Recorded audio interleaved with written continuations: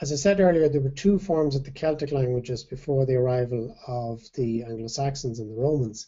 And in those areas, we had the Scottish, Irish version. And I want to particularly emphasize here, and this is something many of you may have heard me talk about before, and that is the difference between English and Irish. And this is at the root of some of the cultural difference. As I pointed out, many of you have studied language. Language, and there's a lot written on this recently, language reflects the nature of people. That's why language and the loss of a language is such a terrible tragedy for any culture.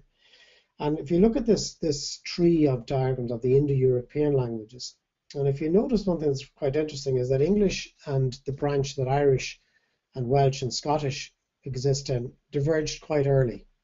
And so that there's very little linguistic relationship between them.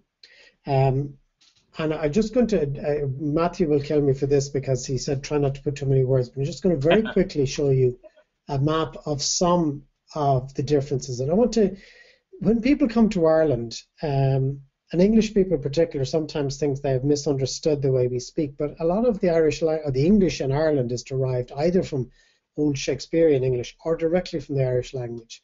But there are 18 letters in the Irish language, including an accent which we call the fada, and the shevu, which is a point over a letter which changes the sound. But here's a little diagram, and I want to point out the first two things there. When I meant to actually, I forgot to put in the direct translation.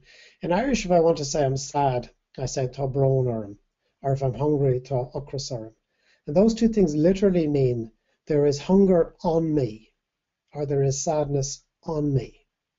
In other words, the sadness and the hunger are seen as external entities.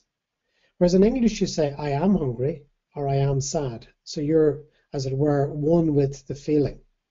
And that is critical, I think, to the understanding of the way different groups see the world. I'm not going to get into the detail of the philosophy of it, but it is just a way of explaining.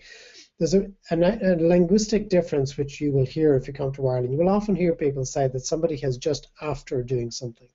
This comes directly from the Irish. Táise taréis dul amach means he has just gone out, and the literal translation is he is just after going out.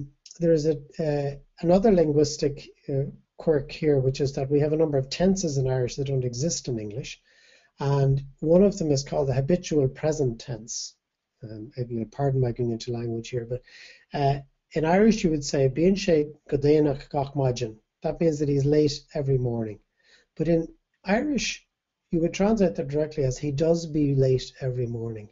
And many people in Ireland will still use what they call the do be tense. I do be very tired in the morning. And it is directly from the Irish language. So